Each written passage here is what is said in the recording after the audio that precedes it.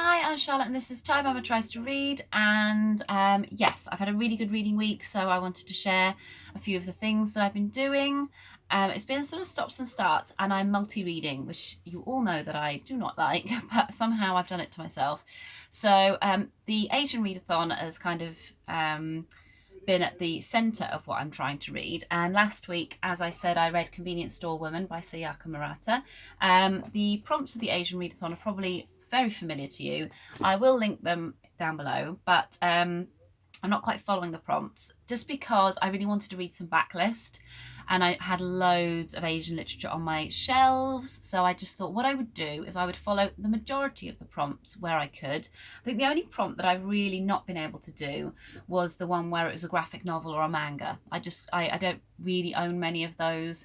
I've read pretty much all the ones I've got, and in any case, I don't think there were any there that had an Asian theme or character or illustrator or author. So I didn't go with that one.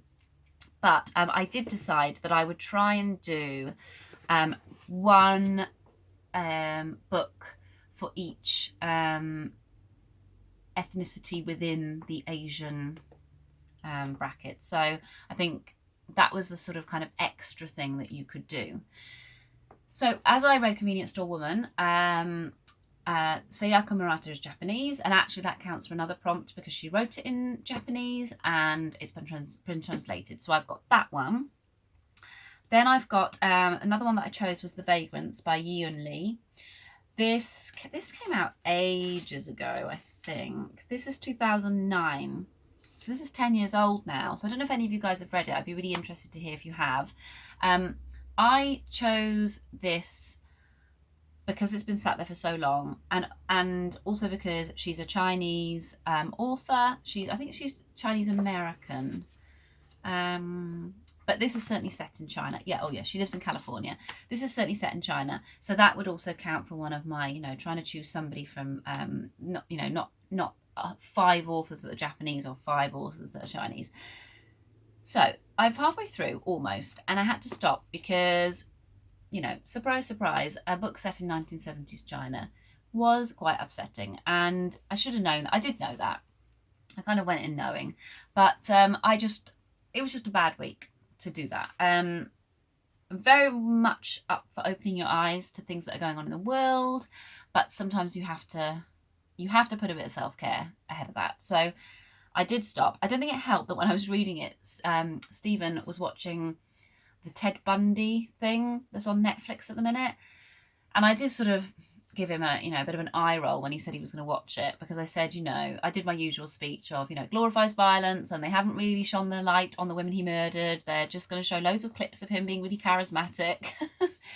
And that's exactly what it's like. And fair dues, even Stephen has said, yeah, this is not, it's compelling and he wants to see it through to the end, but this is not, the women are just sort of flashing up on screen and then you've got a flash of their bodies and it's back to Ted being, being Ted.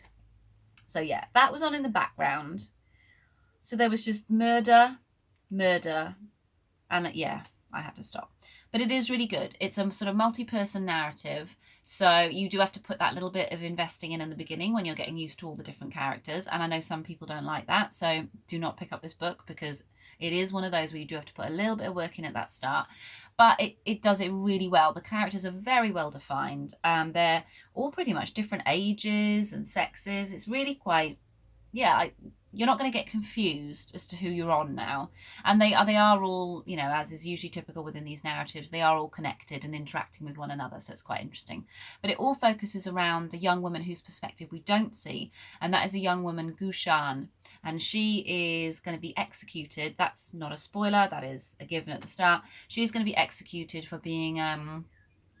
for her loss of faith in communism. So she's got sort of anti-revolutionary. She was part of the communist regime, very, very involved, you later find out, and committed her own atrocities. But then she lost faith and started to doubt, and then she was sent to prison for 10 years, and while she's been in prison she's not repented, so now she's going to be executed. I think that kind of, the poverty, the it's just not good. It's not good. So I couldn't even tell you how many trigger warnings that I would need to give you I would just, use your sense. It is what it is. And I am going to pick it back up now. I've been off it for about, I don't know, 5 days. So I'm going to pick it back up.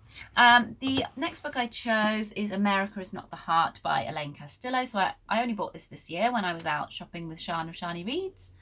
And yeah, this was great. This fits into another different category because Elaine Castillo is Filipino.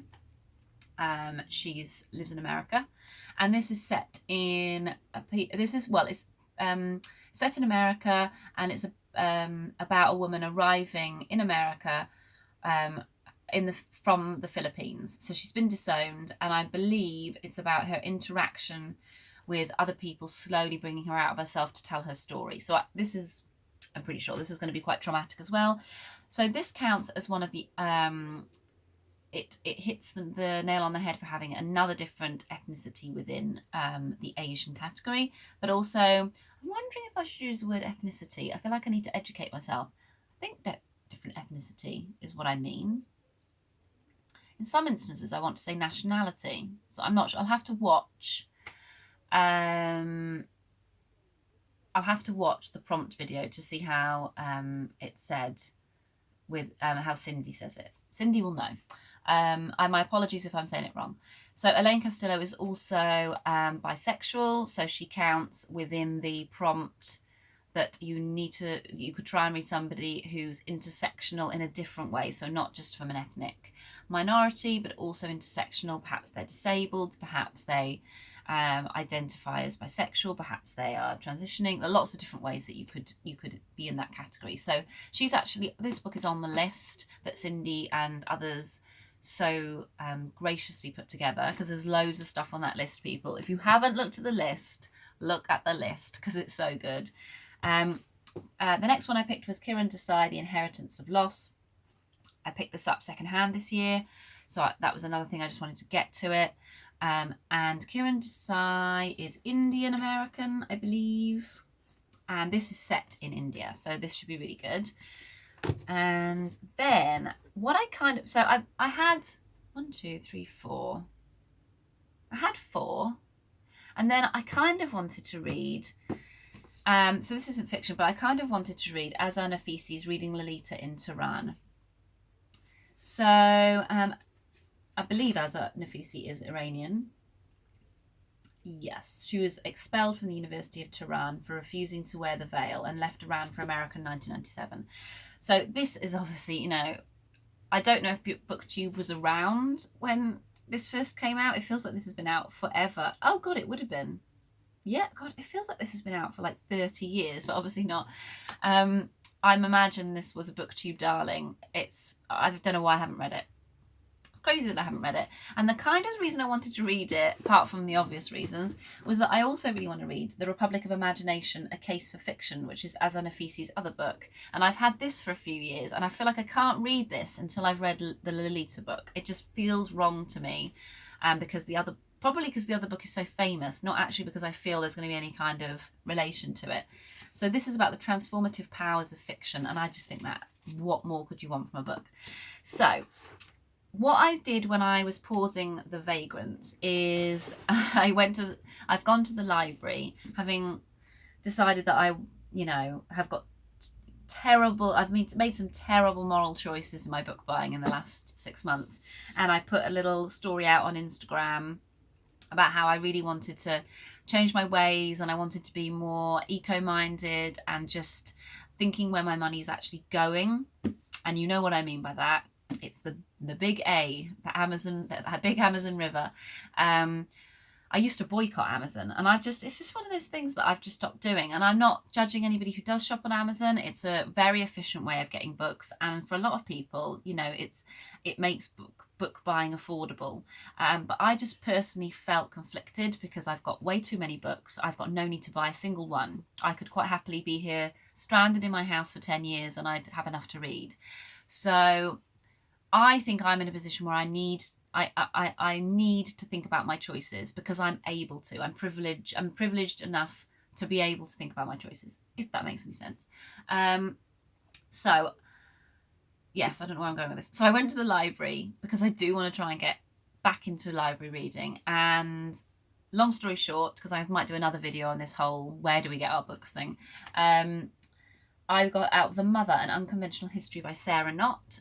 This is one that was on my wish list with the Amazon River for ages, since it's come out. Probably it isn't that long, but to me it's felt like forever, and I really wanted it. But this is a classic thing that I've done. I really wanted it, but instead I bought a load of cheap books that I kind of wanted, and I don't understand why I keep doing that. So I got this out in the library, couldn't believe it was just sat there on the recommends bit. You know, go to your library, there's so many awesome things there. Also in my local library, because there's a smaller one that's local to me, and there's a main one in the centre of Swansea, and I nearly always go to the main one. But in the little local one, all of the women's prize were just out. There was no waiting list. I don't know why. I don't know what the readership's like in that area, but there were no waiting lists. It was just there. So I got Pisces out, which is in the house. So yeah, it was a great day, and they had a book sale on, and the books are 25p. So I've got a haul video to show you as well. I know. No more hauls, whatever.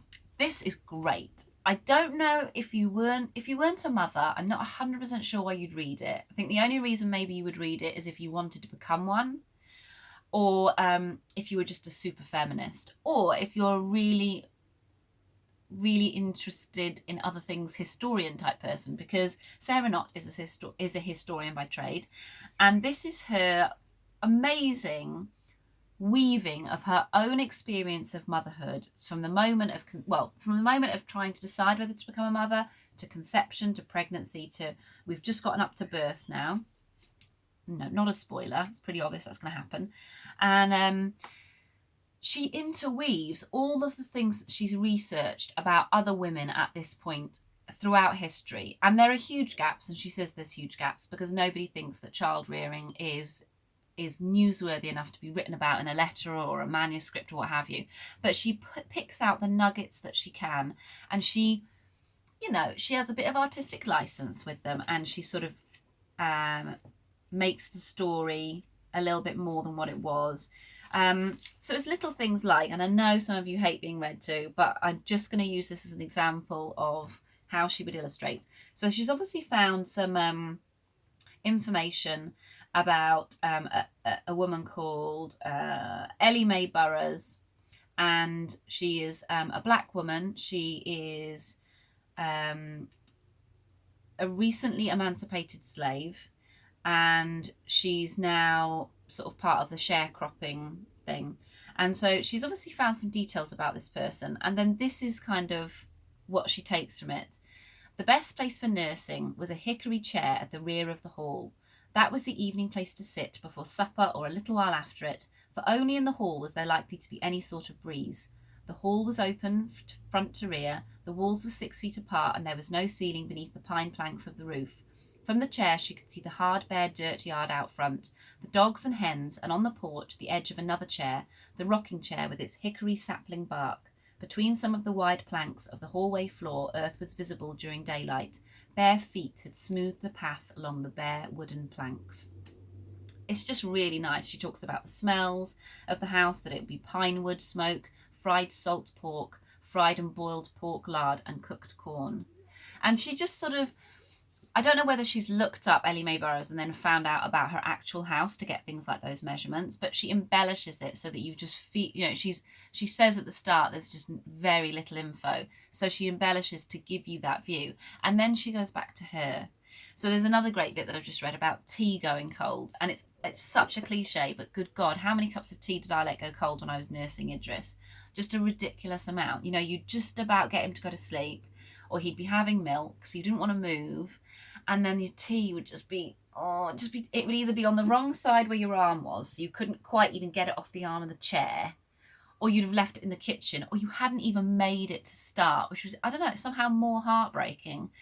And no, I wasn't going to put him in the bassinet. Hell no, because everyone was like, just put him down. I was like, this child doesn't stop crying. He is asleep. I'm not putting him anywhere, okay? I would rather sit here and die of thirst than disturb this child. And she's exactly the same. She's got a colicky baby. She says things like, I dread the nights. And I was like, oh, this woman is me. So yeah, I am loving it. And it was, I'm loving it so much, I feel like I need to buy it, and you know that's what I do. So I don't know if I'm going to read it again, so I need to be really, really, you know, serious with myself and maybe just get it out from the library, you know. And then, of course, let's just finish with a monster. Myself and Joe Smith and Doris, I believe, is trying to catch up on audio before she joins us. So egg her on, cross your fingers. Let's hope she gets there, because as you know, War and Peace came up on one of her books that I think it was in her book haul, wasn't it? Was it last year or 2 years ago? And she was just devastated to find that that was one of the ones. It is getting loads better. Me and Joe, I don't know if I said this on my last video, we found, I think I'm saying we, but I'm pretty sure Joe agrees with me. After page 450, which is about here, it does actually get really good. And that sounds insane that you'd put up with 450 pages. But, you know, it's good in a way that, you know, maybe you have different classes that you had in school and you really wanted to be an English teacher, but you actually sometimes quite liked biology, even though you never had any intention of doing anything with it. You quite liked it and you learned a lot from it, but you really hoped there wasn't going to be an exam because you weren't taking anything in. This is like my biology. So some of the bits I genuinely I could just read 3 pages and then I suddenly stop and think, I have no idea what I've just read. And that's all the sort of tactical stuff about the war. But the personal stuff and also just his attitude to things is really interesting. And sometimes I find myself absolutely agreeing with him. He is really appalled at the loss of life. You know, he basically feels that historians have written so much about Napoleon's rampage across Europe that they've almost justified why all of it happened, so that it was just inevitable.